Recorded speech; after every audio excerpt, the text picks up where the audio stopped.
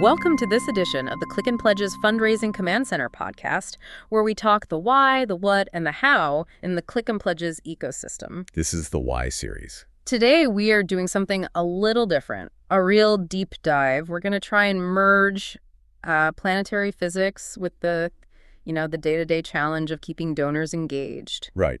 It sounds abstract, but the goal is to get at the essential rhythm that keeps any system alive, whether it's a planet or a nonprofit. It's this idea that stability isn't about standing still. We kind of think it is. We do. We assume calm means motionless. But in nature, stability is all about constant, moderate motion.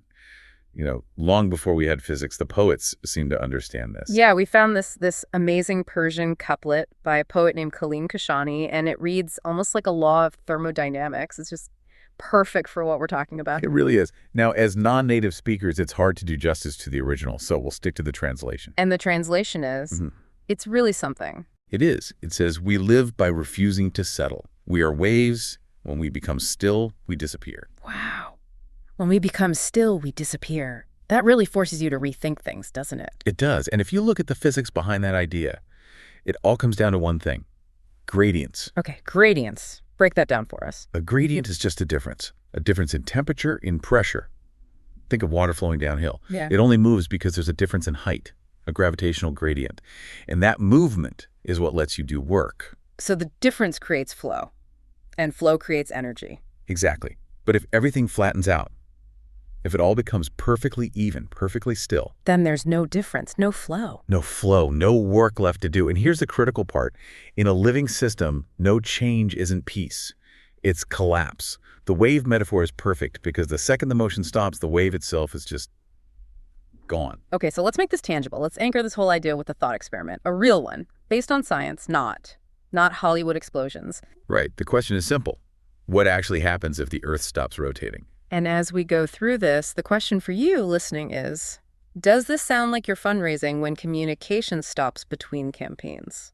So you've got two scenarios. There's a really dramatic, sudden stop. Which is bad. Oh, catastrophic. Yeah. I mean, the surface halts, but the oceans and the atmosphere just keep going at 1,000 miles an hour from inertia. But that's too violent for our model. So what's the useful version? The gradual stop, a slow fade of rotation, because that lets us see what the spin was actually doing for the system's stability. It's exactly what happens when a relationship goes quiet. Before we get into the consequences, we should probably set up some terms, a common vocabulary, so we can track the physics and the metaphor together. Good call. So the core motion we're trying to protect, we're calling that spin. Spin, and that's relationship momentum. It's the steady movement you create with all those interactions between the big asks. Exactly.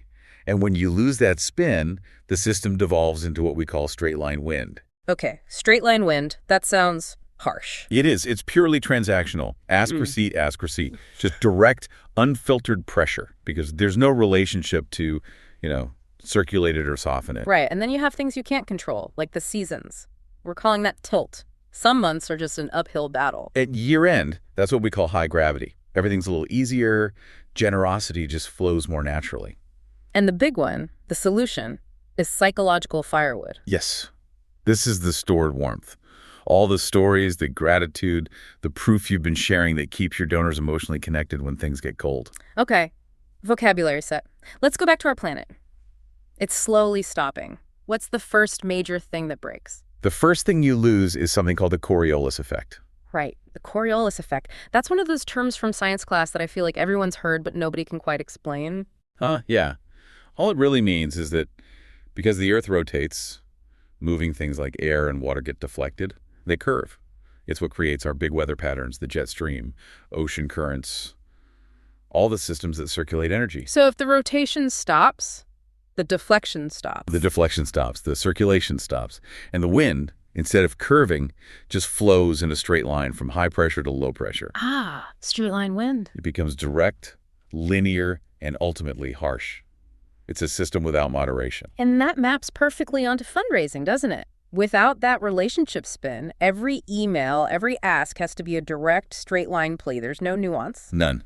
But that's only half of it. The other thing you lose is the day-night cycle. Oh, wow. I didn't even think of that. No rotation means you get these incredibly long periods of daylight and darkness. So one side of the planet is just cooking for months, and the other side is in a deep freeze. For months, yes. The thermal stress would be unbelievable. The whole environment becomes hostile because that moderating cycle is gone. It's an ecosystem of pure extremes. And that is exactly what we see happen to donor relationships.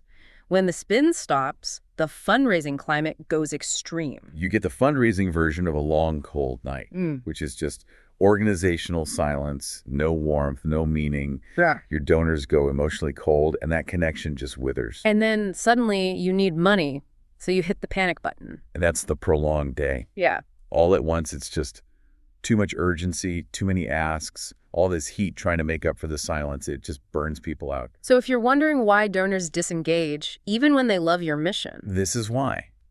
People naturally retreat from extremes. They move toward meaning and stability. No spin doesn't mean nothing happens. No spin means extremes happen, and extremes lead to collapse. Okay, so the mission is clear. We have to build a system that prevents these extremes. We have to keep providing warmth. Which brings us back to psychological firewood. Exactly. And this isn't just a nice idea.